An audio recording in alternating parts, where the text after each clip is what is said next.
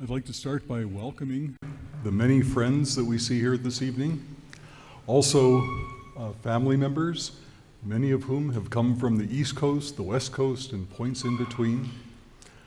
And also our University of Utah family. A lot of our colleagues are here this evening. People who met Heather, who heard Heather, people who helped to take care of Heather. So it's really great to see all of you here this evening. And by the way, today happens to be our mother's birthday. Yeah, Mom would have been 99 years old today. And I'd like to think that she's helping us to celebrate this wonderful evening, just as she's celebrating her 99th birthday. So when I think about Heather, 3 words come to mind. They all happen to start with C: curiosity, courage, and compassion. Heather was endlessly curious. She loved to read, she loved to learn, she loved to talk with people about what she had learned. A few years ago, she got interested in astronomy. She saved up her money, she bought a telescope, she learned about all the constellations and galaxies and all things astronomical. And really, one of the things that Heather was proudest of was getting a degree in psychology, a Bachelor of Science, from the University of Utah. And we were very proud of her as well. Another of Heather's attributes was courage. You know, every year, she and Logan and Debbie would get up in front of a whole class of first-year medical students, something that would intimidate most of us, still intimidates me sometimes. And you know, Heather was basically shy and quiet, and yet every year she would get up and share some of her innermost emotions and thoughts, helping to make young people even finer. And she did this year after year for decades.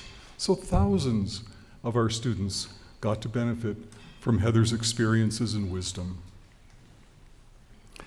Another courageous thing she did, and many of you know this, is she learned to play the piano. She used to love to listen to her cousins make music. We're going to hear from them later tonight. She used to watch me play the piano. And so it was really delightful to us when she got her own piano. And despite her obvious limitations, she learned to play. And you're going to hear her playing the piano later tonight. The third attribute, and the most important of all, was her compassion. I think partly because of her own challenges,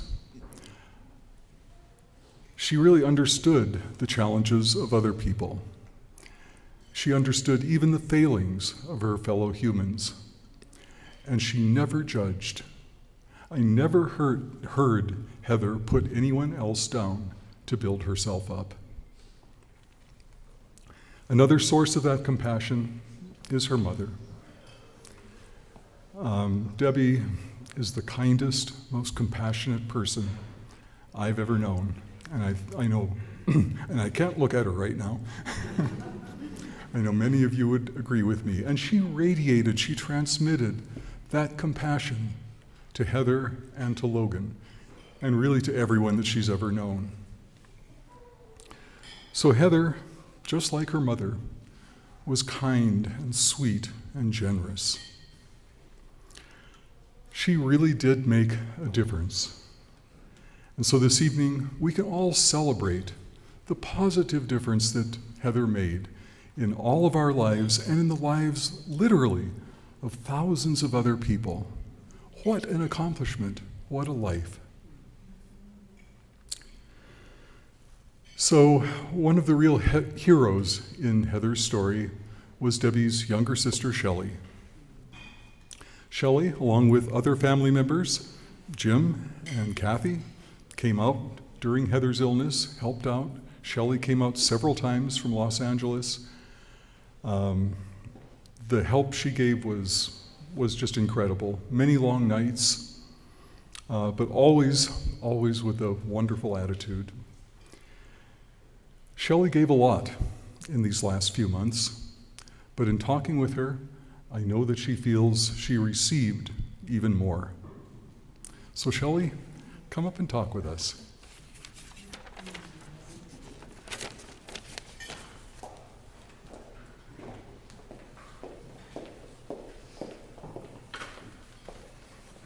Well, to make someone cry and then ask them to come up.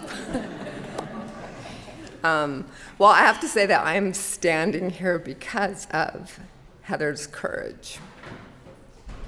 Because I am one of those people who is intimidated by this. And I was like, don't do it. You have other things, just say no. And then I watched a video of Heather, and I said, how could I possibly say no when Heather had so much courage? So I'm infused with Heather this evening. So I'm Shelley, Heather's aunt, Debbie's little sister, and I've been fortunate enough to be able to immerse myself into Heather's world during two critical times. Once was 13 years ago, while Debbie was out of the country, and Heather was in the hospital with pneumonia. And then just recently, for the last several months of Heather's life. Both experiences were incredibly powerful and profound and moving. And these are times for which I will truly be forever grateful to Heather, her family, Logan, and Debbie for guiding us all. It is truly impossible to put the experience of Heather into words. So instead, I have chosen to share just a few lessons that I imagine that Heather would wish for us all to remember while we continue on our own personal journeys here on earth. Remember, choose love. When you are at the most hurting and frustrated, choose love. When you are stuck in a tug-of-war, choose love. When you want to bop someone in the nose or squash them for their ideologies or their belief systems or stomp on their little precious toes, just choose love. Even when it is the most difficult of choices, just choose love. Choose love. Choose love. Remember, replace suffering with gratitude, even in the darkest of nights. Replace resentment towards your body with compassion and curiosity. Tell your body everything that it's doing that is right. Replace, what did I do to deserve such a horrible thing, with, I wonder what lessons this will bring. Remember, allow your pain to lead you deeper into a place of feeling more compassion. Allow your misfortune to expand how big you build your inner emotional mansion. Allow the setbacks of today to be the inspirations of tomorrow. Allow all these things that can bring us down to advance each of us even further. Together, let's all remember all that Heather has left us with. Her legacy, her wisdom, and her most precious of gifts. To learn, to laugh, to love. To burst open our hearts and let our souls fly free. To live our lives fully, to dance, to sing, and to even juggle. To fulfill our wildest dreams. Yes, I think that these are truly the lessons in which my time with Heather did bring. Heather, my friend, thank you for reminding me how to live. I now understand what you meant when you said, when you cry, cry tears of joy. I love you. I love you. Love you.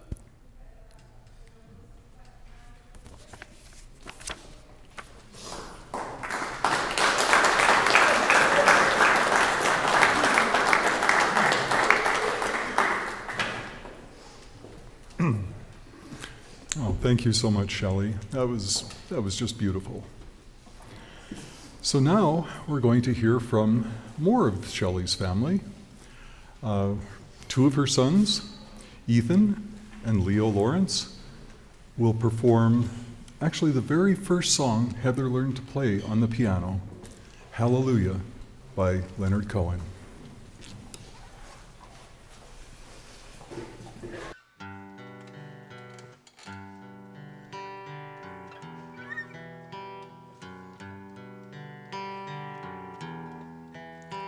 I heard there was a secret chord that David played and it pleased the Lord. But you don't really care for music, do ya? It goes like this: the fourth, the fifth, the minor fall, the major lift, the baffled king composing hallelujah, hallelujah, hallelujah, hallelujah,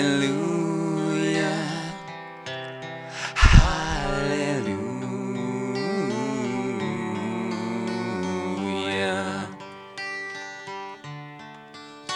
Your faith was strong, but you needed proof. You saw her bathing on the roof, her beauty and the moonlight overthrew you. She tied you to a kitchen chair, she broke your throne, she cut your hair, and from your lips she drew the hallelujah. Hallelujah, hallelujah, hallelujah, hallelujah.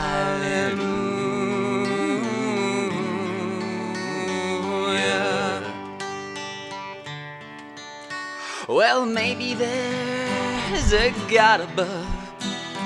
As for me, all I ever learned from love is how to shoot somebody who outdrew you. But it's not a crime that you're here tonight. It's not some pilgrim who claims he's seen the light. No, it's a cold and it's a very broken hallelujah. Hallelujah, hallelujah, hallelujah,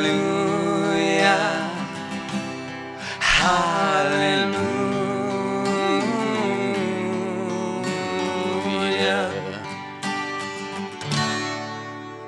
Well, people, I've been here before. I know this room. Now I've walked this floor. You see, I used to live alone before I knew you. And I've seen your flag on the marble arch. But love is not some kind of victory march. It's a cold and it's a broken hallelujah. Hallelujah, hallelujah, hallelujah.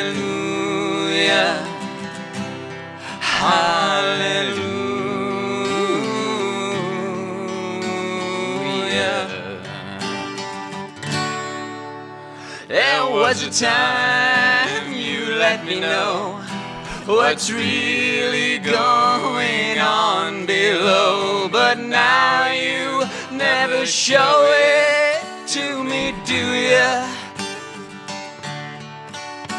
I remember when I moved in you, the holy dove she was moving to, and every single breath we drew was hallelujah. Hallelujah. Hallelujah.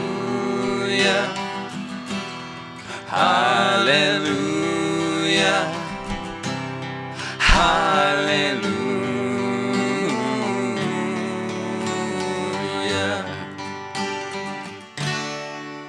Well, I tried my best, no it wasn't much. I couldn't feel, so I tried to touch. I told the truth, I didn't come here just to fool ya.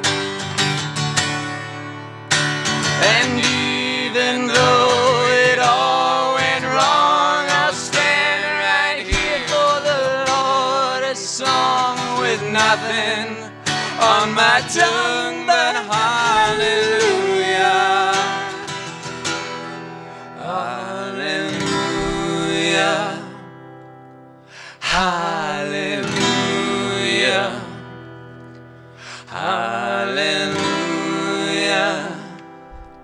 Hallelujah.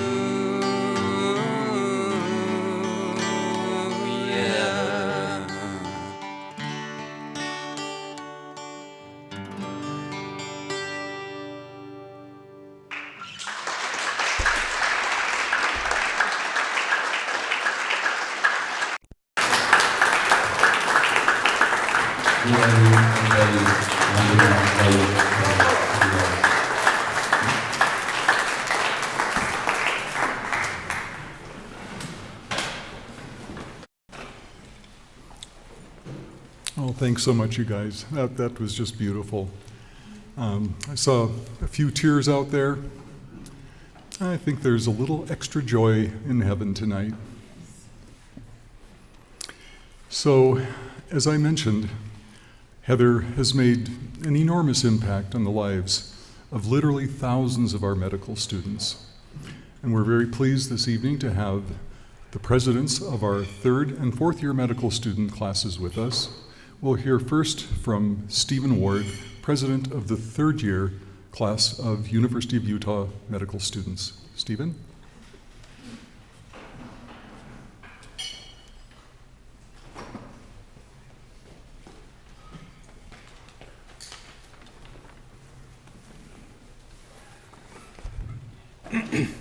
Thank you so much, Dr. Jordy. And the man was my professor, so he'll always be Dr. Jordy.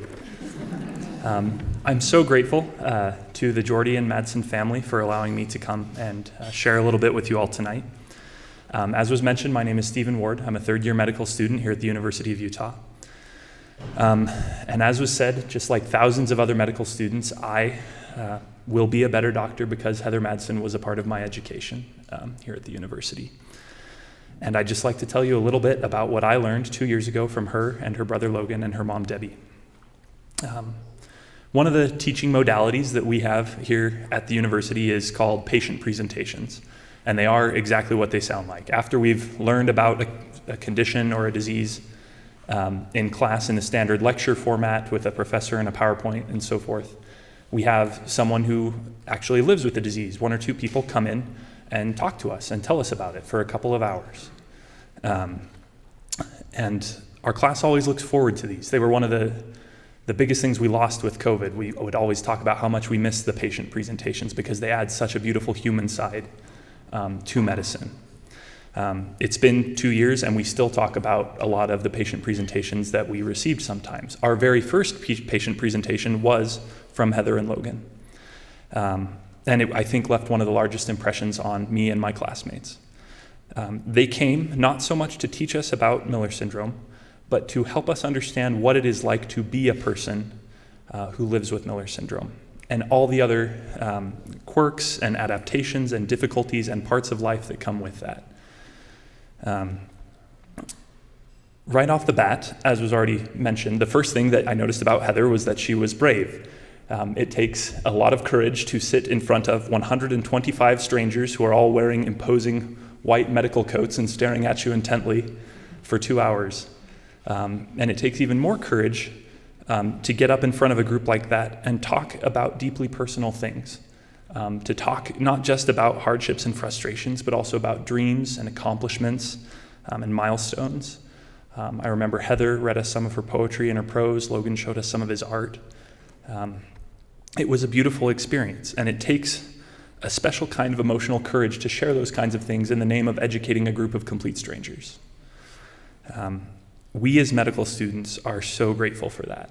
Heather's willingness to teach and share has made me and so many other students into better doctors, even though she will not be the one to reap the benefits of that. The most important thing that I learned, and that so many of my classmates learned, is that something that I think you all here already know. And that is that a person is always a person, and is never simply a diagnosis or a condition or a set of limitations. We as doctors and as future doctors sometimes fall into the trap of thinking that we work with illnesses rather than with human beings. We say, hey, can you check on the broken leg in room 23 instead of can you check on Susan with the broken leg in room 23? We can fall into that pattern of thinking, and we shouldn't. Heather Madsen taught me 2 years ago to make sure to remember that all of my future patients are human beings. They're human beings who can create and appreciate beauty, who can forge and strengthen relationships with each other, who can experience a huge spectrum of emotions, and who can grow and learn and mature in a million different ways. After those things, we may be subject to conditions and limitations and other things that weigh us down, but we are not those things. I am grateful that Heather and Logan were willing to come take the time and emotional energy to invest in my education and in the well-being of my future patients. And I'm so grateful that I had the opportunity to meet Heather, even just that one time, and see what a bright, hopeful, and good person she was. I know so many of my classmates and so many thousands of other medical students feel the same. Thank you, Heather Madsen, for being willing to share your time, talents, and light to teach me. Thank you all.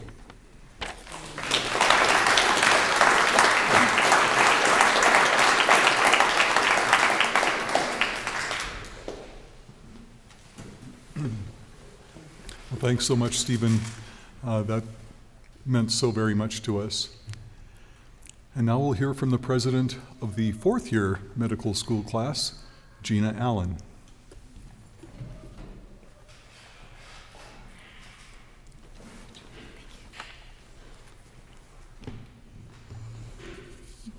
Hello. Thank you all so much for allowing me to just say a few words. I hope to just add briefly to what Stephen has said. So my name is Gina. I'm a fourth year student at the U in the class of 2022. Just like Stephen, I'm one of thousands of fortunate students to have learned from Heather and her family during the first year of school. First and foremost, I want to extend my love to Heather and her family. And I thank them for allowing me and Stephen to not only represent our classes, but literally the thousands of students who heard from Heather before us.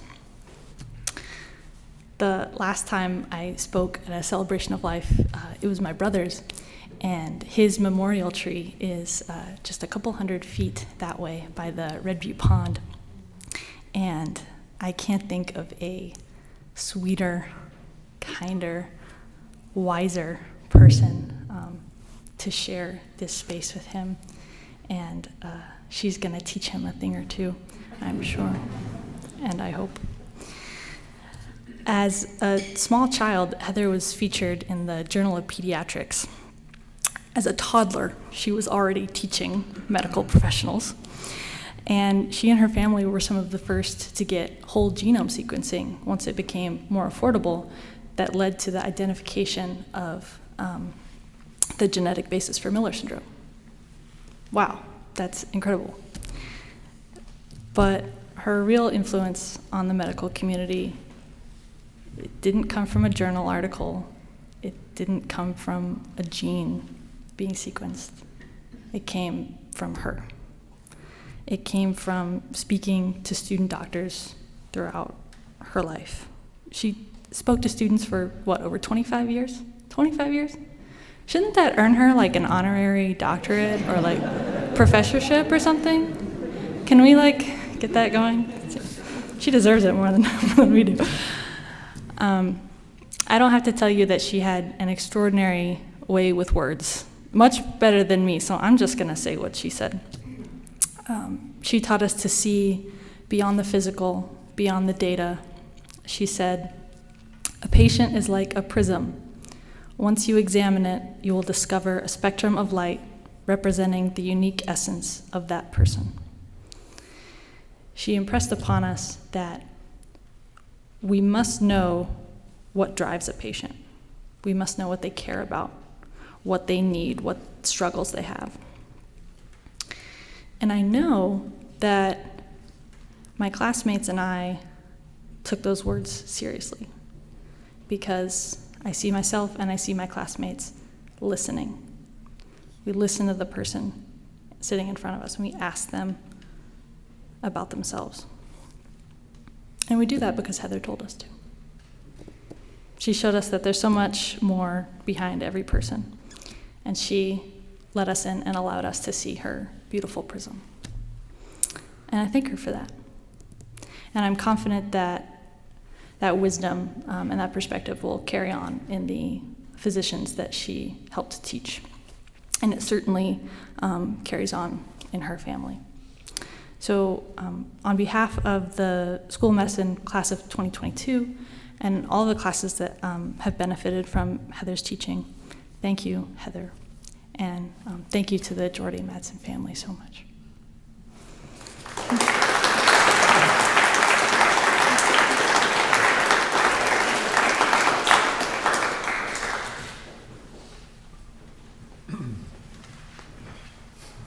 Well, another beautiful tribute. Thanks so much, both Gina and Stephen. So in these last few months, although it was a hard few months, there are so many acts of kindness, so many acts of generosity, people who helped us in so very many ways. My lab group is back there. They cooked a lot of meals for us. They're better cooks than we are. So, and among those friends, among the people who helped us so much, was our good friend of so many years, Kathy Newton. Kathy, you've been, well, just a rock of support for us. Appreciate it so much. So we'd love to hear from you.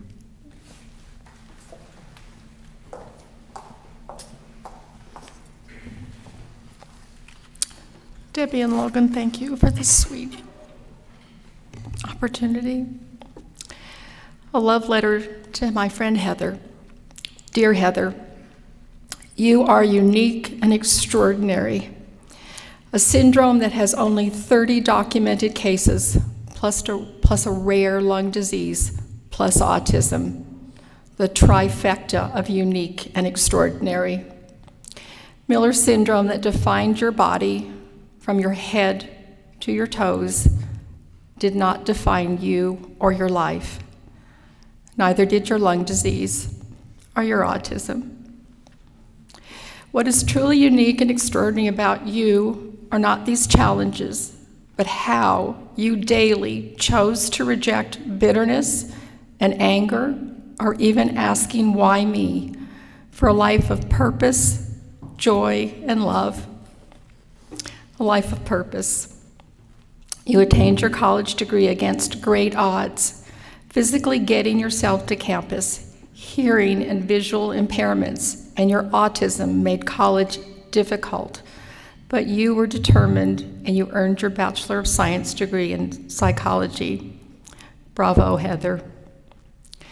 Words mattered to you as you read the words of others and created your own writings. You have given so much of yourself in your writings. Small talk was never your way of communicating. I loved our deep and meaningful conversations where I had to be totally present in order to follow your thoughts, ideas, and feelings. Your intelligence was on full display as you talked so thoughtfully, always finding the perfect word. Heather, you often were way over my head in your thinking, and I loved how you forced me to delve deep and look beyond my own preconceptions and lack of knowledge.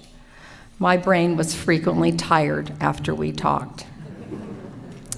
No topic was ever off limits, and you shared so openly and honestly from your own experiences and from your heart. I think your autism prevented you from telling people what they wanted to hear, and you could only speak the truth as you knew it. A gift. How privileged I felt to be able to watch and listen to in person as you played the piano. I never did so without my eyes tearing up, and I will never erase those videos. You decided you were going to learn to play the piano, and nothing was going to stop you from developing that talent. You practiced and played with great determination and passion. Joy. You took joy in the small things that most of us overlook and take for granted. Nature, food, touch, reading, words, ideas, sounds, friendships, learning, music, a blanket that was made especially for you when you were so sick. Finding joy in how you spent your time was how you lived each and every day. So much of your day was devoted to eating the right foods that provided sufficient calories, lung therapy, and other self-care routines that easily could have left you deflated and depressed. But you filled your days with things that brought you joy. Your cat Thomas brought you joy. Twice you decided he was more responsibility than you wanted, and twice you tried to have him adopted. And both times he boomeranged back to you right where he belonged. There was love in his eyes as he looked at you, and love from you as you stroked and cuddled him. And it is no coincidence that now he is living with Stan Thomas, and his new name is Thomas Thomas. Think about that for a minute. The most sustaining and deeply felt joy in your life was derived from your family. Logan has been the most loving and loyal of brothers, and the two of you are linked as brother and sister like no other siblings. Only he understands what the words Miller syndrome truly mean. He is your soulmate, your confidant, your friend, and your cheerleader, as you are his. When I try to describe your mom, Debbie, to friends, I inevitably say, she is in a category all by herself. There is no mother quite like her.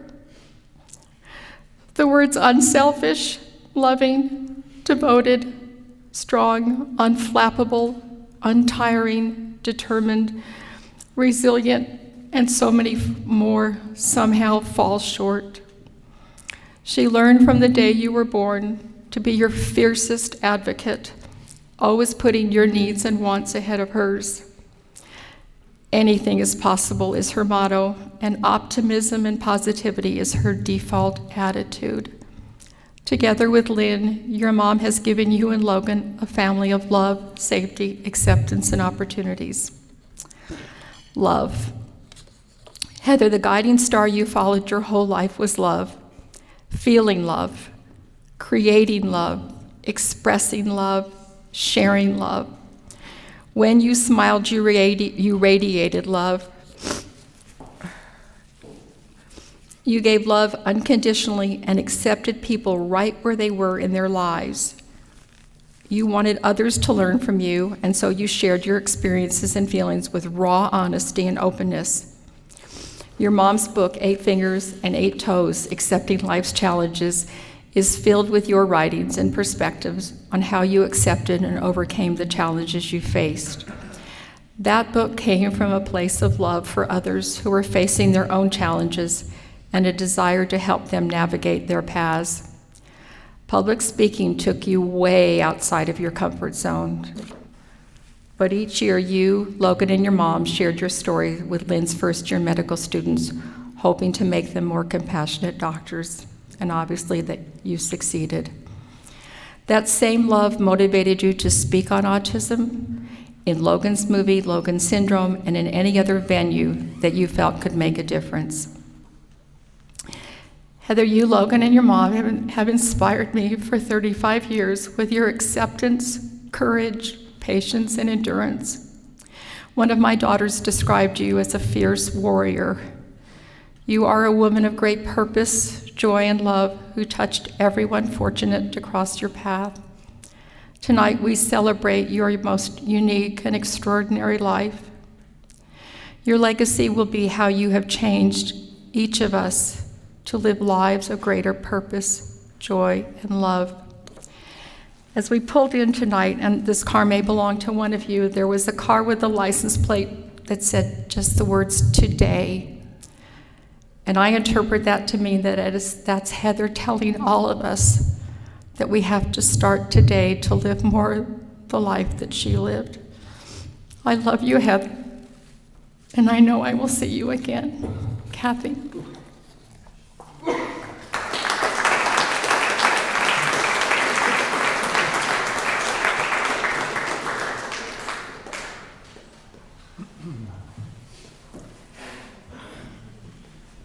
Well, thank you so very much, Kathy. That really came from the heart, and we could feel it. So now we get to hear from Heather. As you know, Heather learned to play the piano, and we're going to hear her playing Carnival of Venice.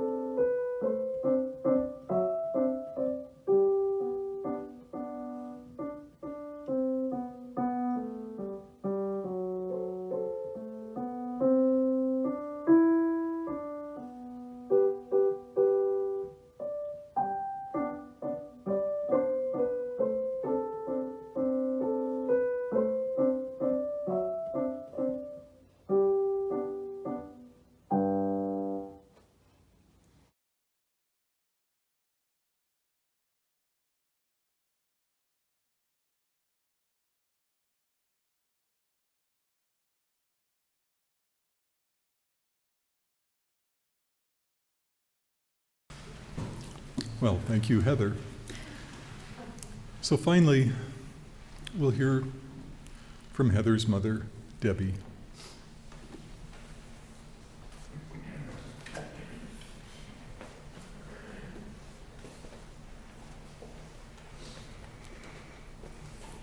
Oh, it was so nice to look into all of your eyes as you came in tonight to celebrate Heather's life with us.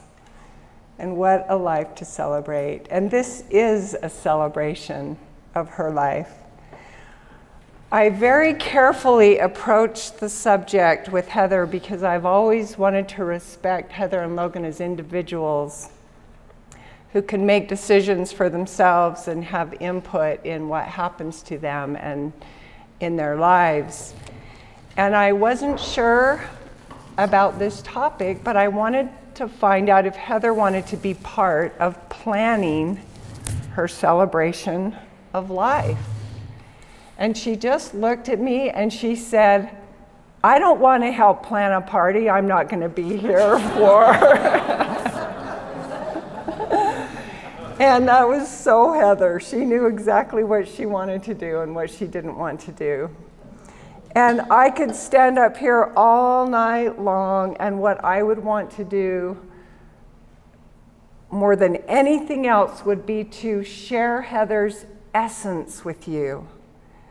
But I would fall short even if I stood up here for 2 hours. So what I'm having is for Heather to share her essence with you in a beautiful talk that she wrote and gave for the first time at the Inner Light Center a few years ago. And you get to hear it today on this special day. So I give you Heather.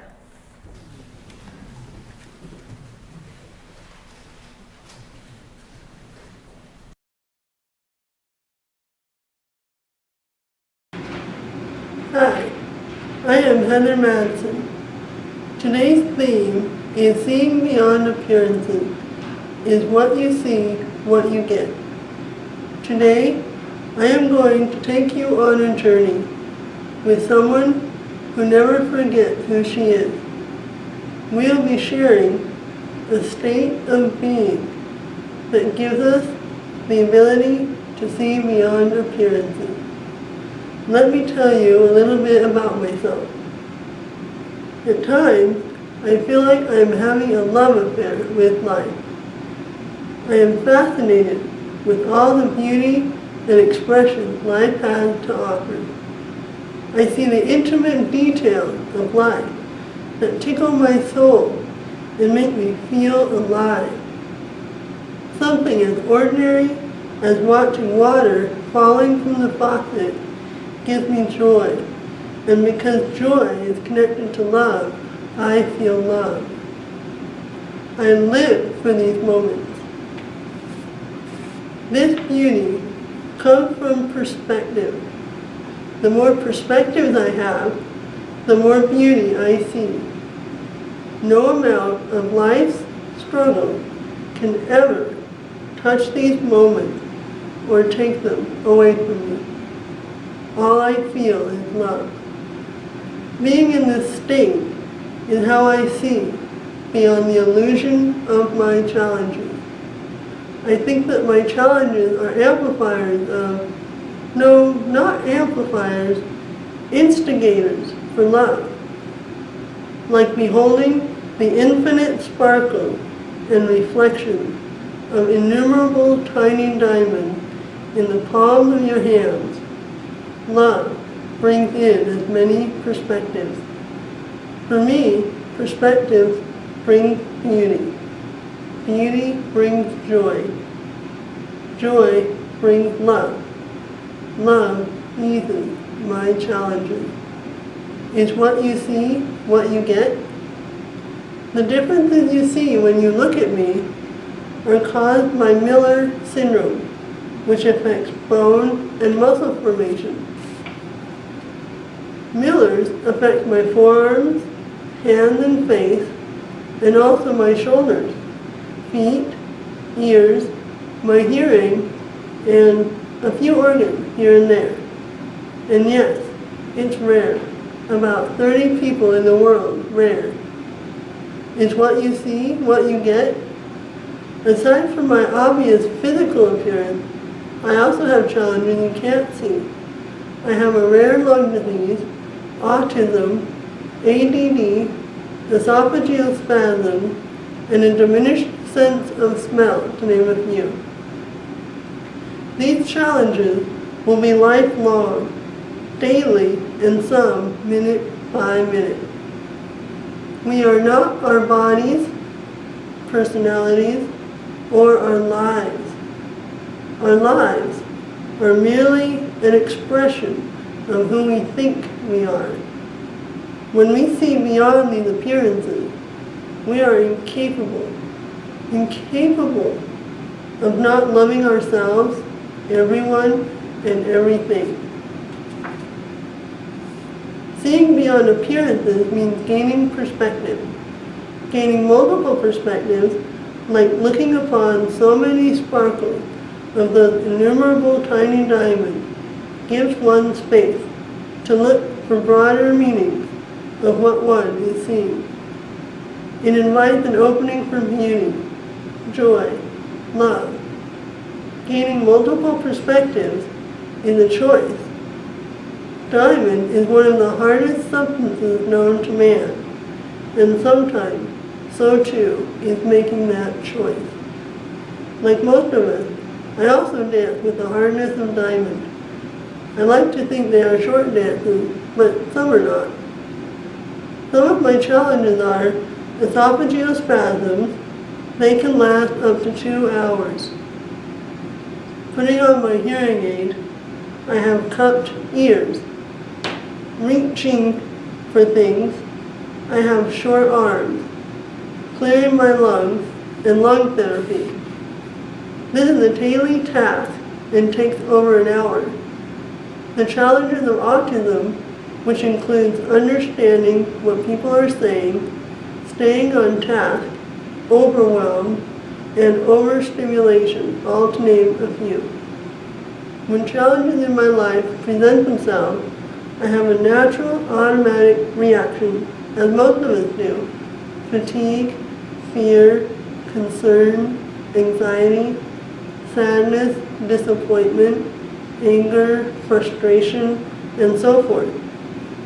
This is that hard diamond decision point.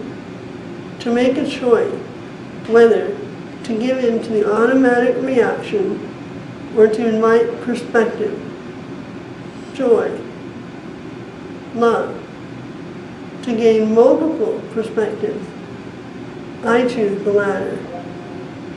To do this, I contrast the feelings inside me to the details of the environment around me and the energy of life outside of me.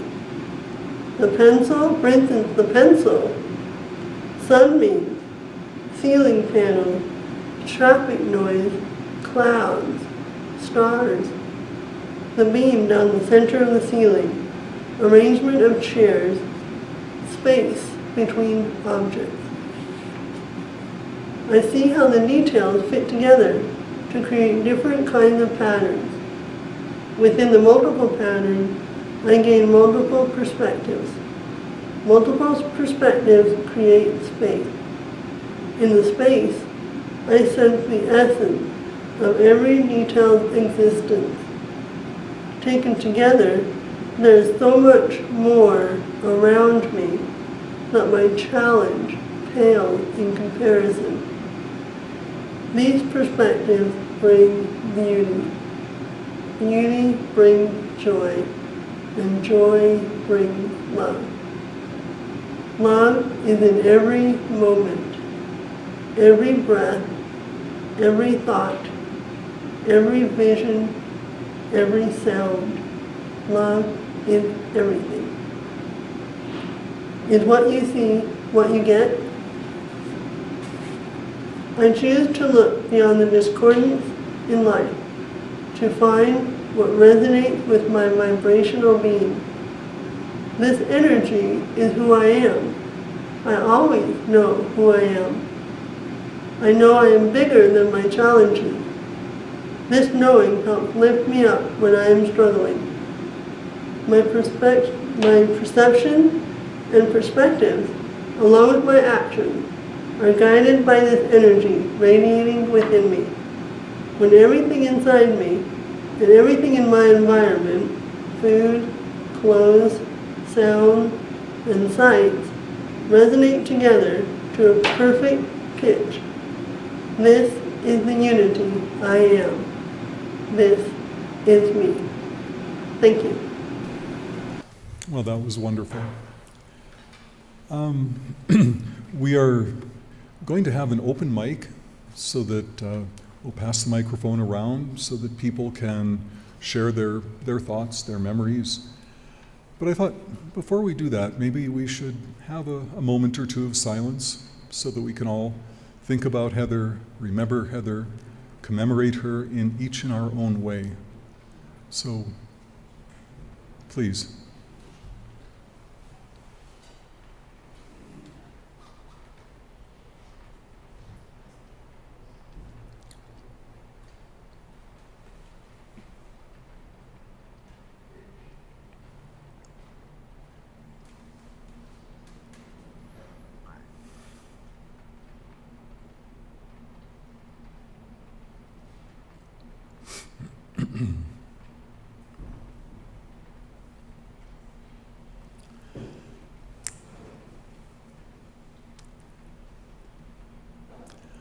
Okay. So we have a microphone. Who would like to volunteer to be first?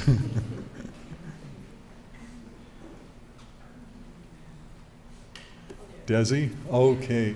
And let me say, Desi was another one of those heroes. Desi is our niece. She is a nurse. She was with us when Heather passed away. She was tender, loving, and compassionate. So it's really great that she is the first person to share her thoughts with us. And one other thing, before you talk, Logan's paintings are shown over here. So for anyone that doesn't know, Logan is a talented artist. Take a look at his artwork. It's just beautiful. So Desi.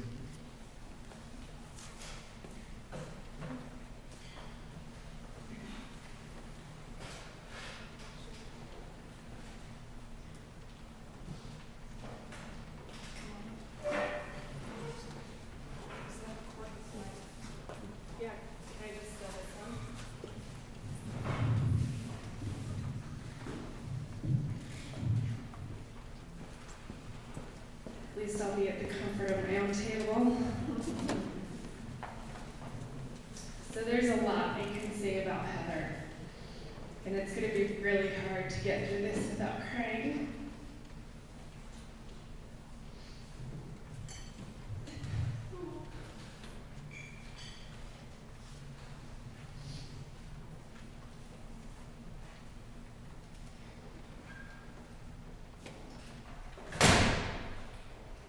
That helped.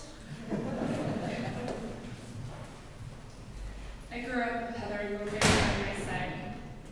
Kathy is my mom, who is Debbie and Shelley's sister. And Heather, Logan, and I spent every summer together. We would build houses in the back of Debbie's apartment. In fact, we had a playhouse that it took us all summer to build, and we'd go around the neighborhood collecting wood, and I'll tell you what, I'm surprised none of us got tetanus. But those are some of the most amazing experiences that I got to experience with Heather and Logan. On top of that, I lived with Heather right when I moved back to Utah from Florida. And I think some of our best times were spent in silence. I was kind of a free spirit, and my room was decorated in a lot of color. I had Christmas lights hung up around the top of my room, and I had different colored fabrics all over my walls. And Heather loved to come in there and just sit. And I feel lucky that I got to spend those months as her roommate. And she never judged, and she was always supportive. And then I decided halfway through my life to go to nursing school, and some of my courses I always asked Heather. In fact, her and I wrote a story about, I took a class on disabilities as a prerequisite, and I had to create a story, and Heather helped me write it, and it was a little girl named Katie with a red bow and short arms. And I got to write it from her experience. And what I will say is that I was really lucky to be able to stand by her side these last few months and help her in her weakest moments. It was very beautiful.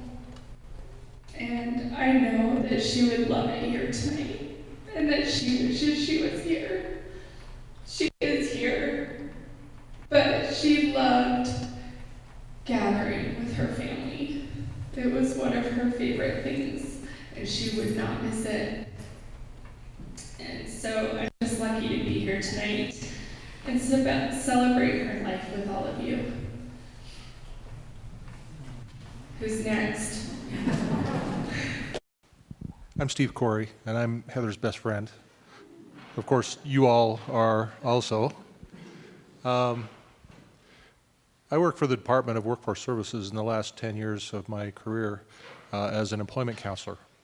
And I had seen Debbie and Heather and Logan give presentations at libraries here, besides knowing about the work that they did with the University of Utah at libraries. And I thought, well, that's perfect for our environment. Employment counselors, but also a lot of social work programs for people who needed them. And so I made arrangements for them to come down and speak to my office. And I just cannot tell you adequately about the impact that they had on the workers there. In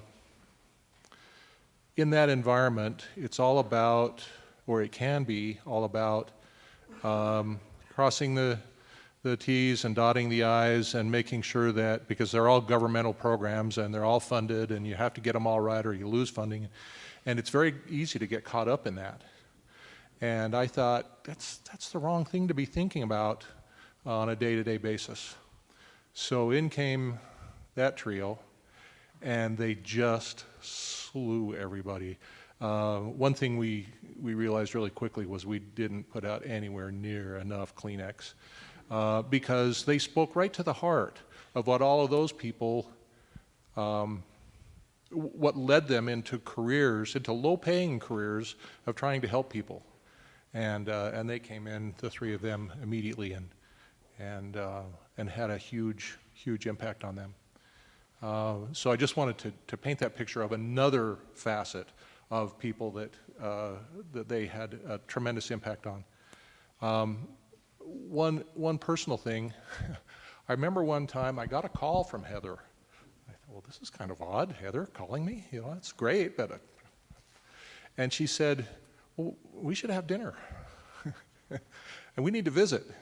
And I knew, just like you mentioned, that this was not about chit-chat.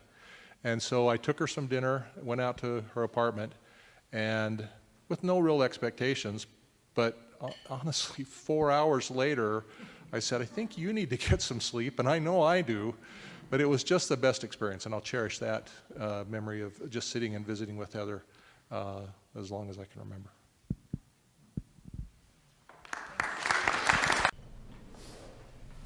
My name is Lori. I'm Lynn's little sister, Lee's big sister. So, Lynn and Heather had a very special bond, and part of that bond was their love of music.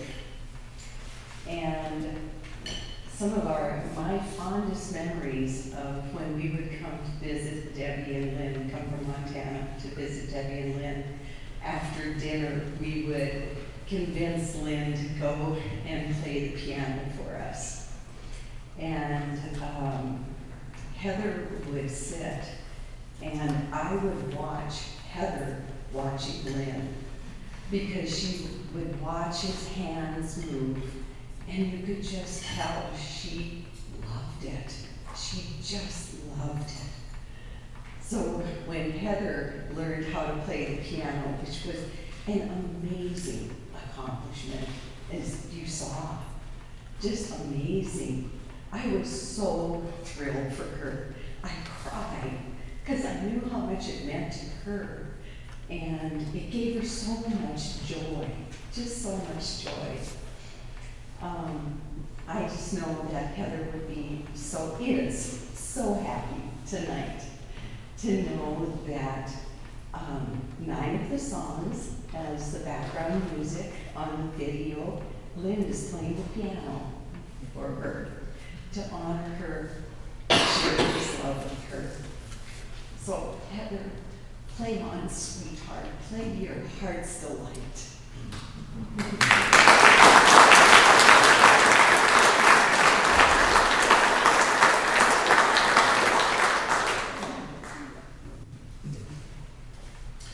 Well, I will just mention that my sister is a very accomplished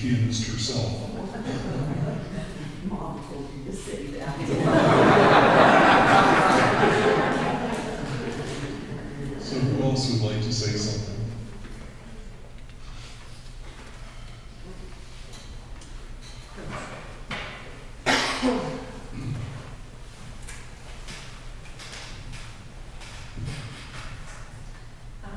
name is Chris Lintek, and I'm a co-minister at the Inner Light Center, and you saw the talk she gave to us. Before that, her and Debbie had also come at one point and presented the 8 Figures, 8 Toes. I don't know how many they sold that day, but I'm sure they sold a lot. But that talk that you just saw, you could hear a pin drop in that place. Everybody was just fascinated and astounded, and she affected us. We may have been listening with our ears, but our hearts were so touched. And after that, I became friends with Heather for just off and on seeing her, but I was just amazed by what she had accomplished, how much she loved. And I was fortunate enough to meet Thomas. And I think he was probably the luckiest thing in the whole world. So, and I think he knew it. So, I was just so happy when I saw her posting on Facebook and posting her poems and posting the video of her playing the piano. And I could not but help share on my postings her videos and her talks and her writing. And so she still inspires me today, and she has moved me to write too deeply and see things differently. So here's to you, Heather. You're still alive.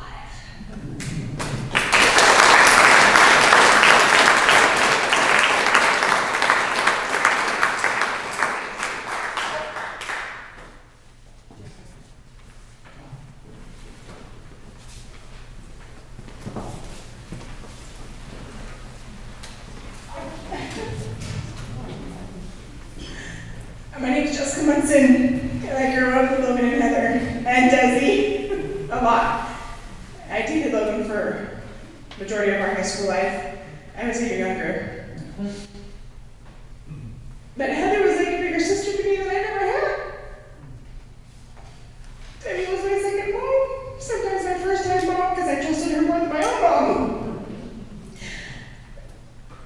And the text that I got the message from her directly that her diagnosis, she sent me all of the notes, the audio, so I couldn't bear it for a while. I actually ignored it.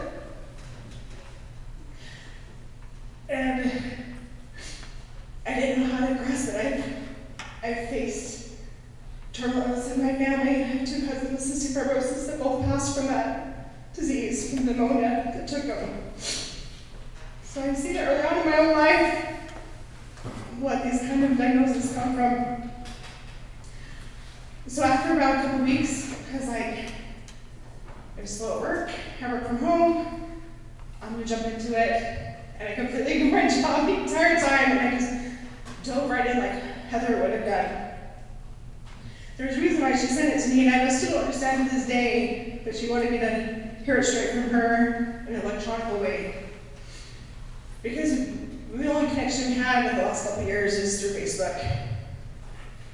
But fast forward a couple of years when I went to Carmilla with the family, traveled all on my own with my husband, and we made a little weekend out of it to be in a tent with Logan's documentary.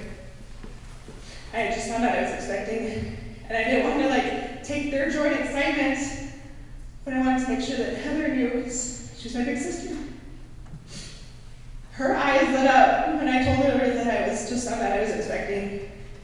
Her hugs, her embraces were always warm. You knew everything was gonna be okay, and you got a hug from Heather. And so Heather, to you, I love you dearly. You may be physically gone, but you're always here. Love you.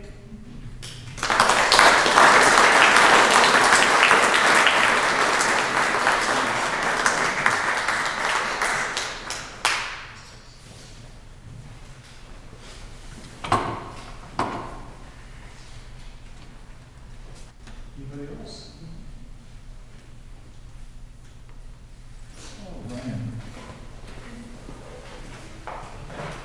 Ryan is Desi's husband. Wonderful young man. Thank you, Lynn. Hello, everyone. I am nobody. And I say that because compared to her, I am. A few years ago, I came into this family by meeting Desiree Duke here.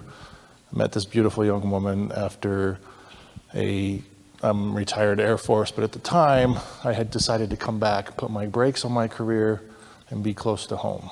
And wow, what a decision that was, because it changed everything. And I think we can all relate to a crossroads. We come to it more than once or twice in our lifetime.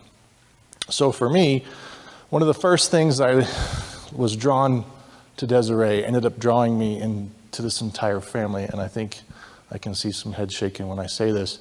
They are all very extremely genuine. If I could describe one word for Heather and for all the women and the men in this family, they are infectious. When they look at you, when they smile at you, when they embrace you. I got a hug from Heather a few times, and it was great. Unfortunately, I did not have as much time with Heather as you all have, and I will have to live with that. And that bothers me, because I took her presence and everyone else's here in this family for granted, that we'll get together at Thanksgiving. We'll get together at Christmas. But that's not guaranteed, is it? If there's one thing we can learn from this, there are a lot of sports figures, there are a lot of famous people that when they die, we mourn them and we forget them. And we talk about them every now and then. But Heather, she will go on to inspire us all from today forever because of our experiences with them, either growing up, birth, mother and father, and step-parents and family, and moving on from there. And it's been very humbling for me. I was invited with them to be with Heather in her last few hours, and I will tell you, it is one of the most life-changing experiences for me, and I'm very thankful for that.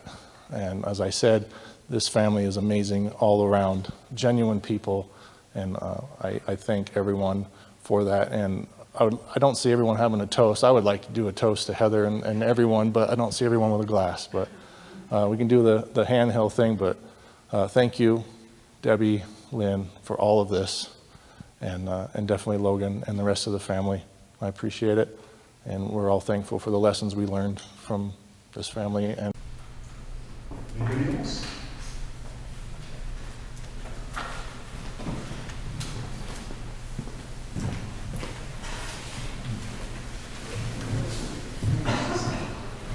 And so I'm a friend of Heather's, and actually we didn't actually talk much about her more nerdy things, had a friendship around her love of IRC, when she got her first modem, Big Bang Theory, things like that. And another thing we talked a lot about is, we bonded over kind of social challenges that she had, and navigating a world where she was minority in a lot of ways. And I pulled up a little quote that I wanted to share that she wrote to me that I thought was really sweet about people who, how she navigated stigma, people who have prejudice and discrimination toward people who are different. And she wrote, and she didn't respond with anger, that I don't see anger as the direction to go in. If a person is prejudiced and discriminatory, I just see the person who is prejudiced as ignorant afraid, or hurt. With them not having the ability to expand their perspective and love differences that they don't understand or scare them, they are suffering. If they felt unconditional love for themselves and others, they would act differently. Lack of love is suffering. Sure, I'm mad about the results that occur from their ignorance and frustrated by their ignorance, but I can't spend energy being mad at people. It's useless to me. If the person can know what we know and feel love in the expanding perspective about differences as we feel it, they wouldn't be ignorant and afraid anymore. How to help them know and define that love is the challenge. Finding love for ourselves is the biggest challenge everyone is dealing with on various levels. Being angry at a person for not knowing isn't going to help them know, but anger will hurt ourselves. And when you feel anger, you can't feel love. So I thought that was sweet, and I wanted to share it. And also, my dad is the one who adopted Thomas. He also has autism, and so Thomas is very spoiled and very in love. He does have a lot of automated things now. He has an automated feeder. He's got an automatic robot litter box. He learned all of the tricks from Debbie, taught him everything that Heather trained him to do. And he's doing that with Thomas, who's very mentally stimulated, cuddles with him constantly, and is absolutely obsessed with his lap, and just won't get off of it. And my dad gave into it, and just knows that's where he lives now, even when he's eating. So.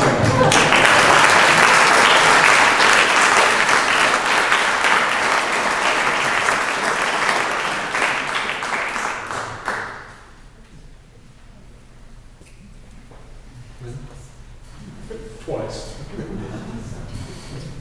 There's a lot of irony in this because I have social anxiety disorder and I do not like being up in front of people. But I thought of something else that I thought I just needed to say and about Heather. Over the years, and I have known the family for a long time, I've shared their story and her story with friends and family again and again as examples and how grateful I am to know them. And when I was invited to the book signing and got reconnected with the family, again, I told people about that and what a special story they all had to tell. And when they came to DWS. But then also, more recently, when Heather posted on Facebook, kind of announced to the public world that she was dying. And I was so struck by that eloquence of it. And so I can't tell you how many people that I shared that with, whether I had them go to that page or read that to them, and they were all touched by that. And so in this idea of Heather touching so many people, it's not just the people that she touched directly, but there's a domino effect, a ripple effect. And I'm sure that most of you have done the same thing, where you share that message of love from Heather. And I just, and you probably have done it with your children, and I hope that they do it with their children. And I would just challenge all of you to keep spreading Heather's message.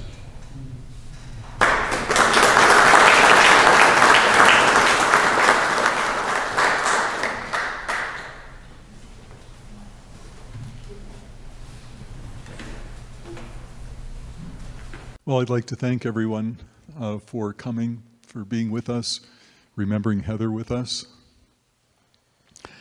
And I see that there's still a lot of food over there. There are drinks. So I will leave you with my mother's favorite words. Have more, eat lots. Every one of us to be wise by and by. Open up both your eyes. We can learn, know everything without ever knowing why. It's in